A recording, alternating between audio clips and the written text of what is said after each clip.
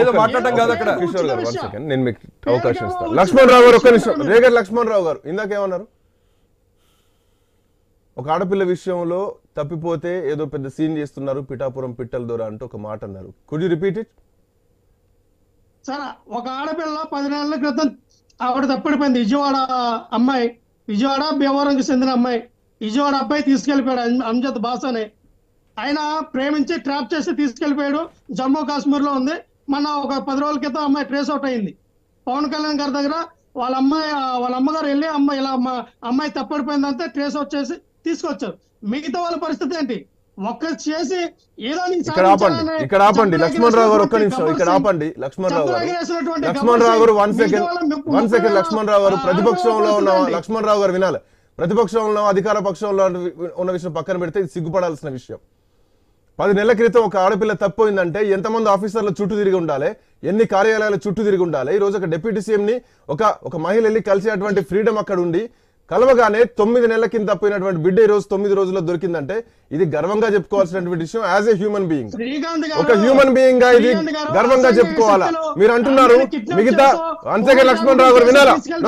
మీరు ఆడపిల్ల విషయం మాట్లాడుతున్నారు, వినాలా? ఎన్ని కంప్లైంట్లు ఉన్నాయి, ఎంతమందిని ట్రేస్ అవుట్ చేశారు? ఒక ఆడపిల్ల ఈ రోజు బయటకు వచ్చింది, ఇంకెంతమంది రావాలని చెప్పేసి మీరు అంటున్నారు ఎంతమందిని తీసుకురావాలని. మీ హయాంలో ఎందుకు తీసుకురాలేకపోయారు? ఎన్ని కంప్లైంట్లు ఉన్నాయి? ఎన్ని కంప్లైంట్లు ఉన్నాయి మీ దగ్గర? ఒకరు వస్తే గర్వంగా ఫీల్ అవ్వాలి, ఒక్కరు వస్తే గర్వంగా ఫీల్ కావాలి. ఇప్పుడు మీరన్నారు ఆరోపణ, మీరన్నారు మిగతా ఆడపిల్లల పరిస్థితి ఏందని చెప్పేసి మీరన్నారు లక్ష్మణరావు గారు. మీరు తీసుకురాకపోవడం, తీసుకొచ్చిన దాన్ని ఎంకరేజ్ చేయాల్సిన as a human being encourage చేయండి. మీరు ప్రభుత్వాలు ప్రతిపక్షాలు పక్కన పెట్టారు. మీ ప్రభుత్వం ఏం చేసింది సార్? 10 నెలల పాటు నిద్రపోయిందా? What ever ఎట్లనైనా వెళ్ళిపోనేయండి. కనీసం దొరికింది కదా, కనీసం దొరికింది కదా, ఆడపిల్ల కంటికి కనిపించింది కదా, దొరికింది పాయింట్ కదా. ప్రేమించి పెళ్లి చేసుకొని వెళ్ళిపోయిందా? కిడ్నాప్ చేశారా? ఎవరైనా చంపేశారా? ఏం తెలియనటువంటి పరిస్థితుల్లో ఒక రిజల్ట్ కనిపించింది. సారీ,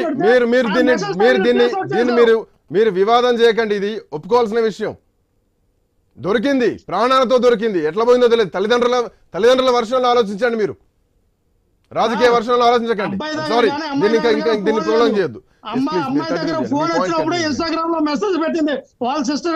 మరి మీరేం చేశారు? అధికారంలో ఉన్నప్పుడు ఈ మెసేజ్ మీకు కనిపించలేదా? ఈ మెసేజ్ మీకు కనిపించలేదా? అప్పుడు మీరు ట్రేస్ అవుట్ చేయలేకపోయారా? మీ దగ్గర టెక్నాలజీ లేదా? మీ దగ్గర వ్యవస్థ లేదా? మీ గవర్నమెంటే సార్. 10 నెలల నుంచి మీరు ఏం చేశారు? నిద్రపోతుందా మీ ప్రభుత్వం? 10 నెలల నుంచి ఉన్న వైఎస్ఆర్సీపీ ప్రభుత్వం నిద్రపోయిందా? ఈ రోజు పవన్ కళ్యాణ్ గారు వచ్చి 10 రోజులు కంప్లైంట్ ఇవ్వండి. మీకు 2000 సంవత్సరం ముందు ఎవరికి ఫోన్ లేవు. తల్లిదండ్రులు ఇచ్చిన కంప్లైంట్ కి రెస్పెక్ట్ చేయాలి. సారీ, దీన్ని ఇంకా ప్రోలాంగ్ చేయకండి ప్లీజ్. మీ పాయింట్ కంటిన్యూ చేయండి సార్. ఇది చూస్తుంటే నాకు నిజంగా వీళ్ళు ఇంకా ఇది నోరేసు మాట్లాడుతారండి. విషయం తెలుసు, మీరు నన్ను క్వశ్చన్ చేయొద్దు. నాకు విషయం తెలుసు. కంప్లైంట్ వచ్చింది, ట్రేస్ అవుట్ అయింది. That is the point. 10 నెలల పాటు వీళ్ళు ఏ పని చేయకుండా నిద్రపోతే ఈ రోజున పవన్ కళ్యాణ్ గారు 10 రోజులు కంప్లీట్ చేశారంటే హర్షణీయం. అది మనందరూ కూడా మెచ్చుకోవాలి. అది అంటే ఈ ప్రభుత్వం అనేది 5 సంవత్సరాల పాటు ఏ విధంగా నిద్రపోయిందని కళ్ళ కట్టినట్టు కూడా కనిపిస్తుంది మనకి. ఈ రోజున ఒక్క ఆడపిల్ల విషయమే కాదు, ఒక్క అమరావతి విషయమే కాదు, ఒక్క ఇసుక దందా కాదు, ప్రతి నోరు తెలిసి మాట్లాడితే ఆఖరికి పార్టీ ఆఫీస్ లోకి వెళ్ళి కోలుకొట్టే పరిస్థితి వచ్చారు. ఈ రోజున ఎవరు సార్ పార్టీ ఆఫీస్ కోలుకొట్టింది? పార్టీ ఆఫీస్ 2021లో పార్టీ ఆఫీస్ కోలుకొట్టింది ఎవరు? వైఎస్ఆర్సీపీ కార్యకర్తలు కదా. ఆళ్ల రామకృష్ణారెడ్డి గారి అనుచరులు 7 ఉన్నారు. ఆళ్ల రామకృష్ణ గారి అనుచరులు 7 ఉన్నారు. మీ యొక్క ఎమ్మెల్సీ మనుషులు 10 మంది దాకా ఉన్నారు.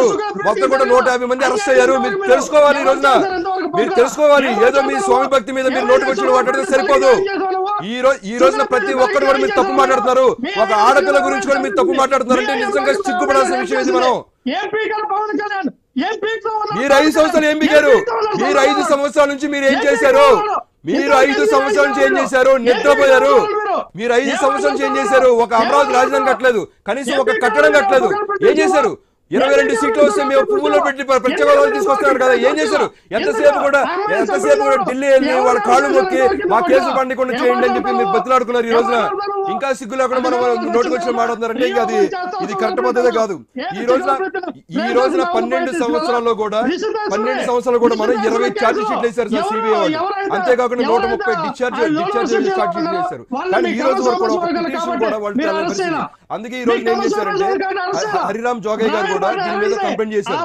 సో ఎందుకంటే మనకి బిల్లు ఎప్పుడైతే వచ్చిందో ప్రతి ఒక్కరు కూడా ఇంట్రెస్ట్ ఉంది. ఎందుకంటే కొన్ని సంవత్సరాలుగా ఏదైనా ప్రజా ప్రతినిధులు కనుక ఏదైనా ఒక కోర్టు కేసులో వచ్చినప్పుడు కంటిన్యూస్ గా సంవత్సరాల తరబడి పొడిగించుకుంటూ పోతున్నారు సార్. సో ఆ విధంగా గురించి కూడా ప్రతి ఒక్కరు కూడా పిల్లు వేయచ్చు అని చెప్పేసి ప్రవేశపెట్టారు.